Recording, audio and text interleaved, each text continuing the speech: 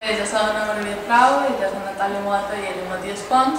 i bé, vam fer un còmic a partir d'una història com es va plantejar la professora, que anava sobre una parella, que anava en un cotxe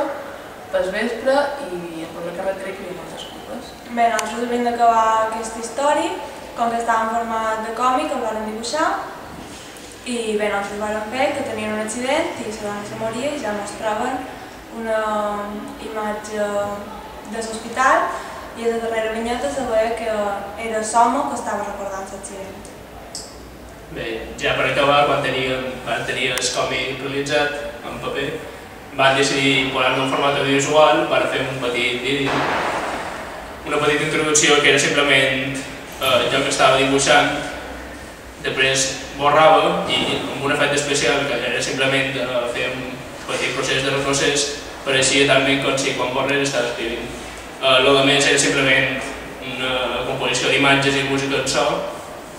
i després una espècie de vídeo sobre els còmics que jo feia.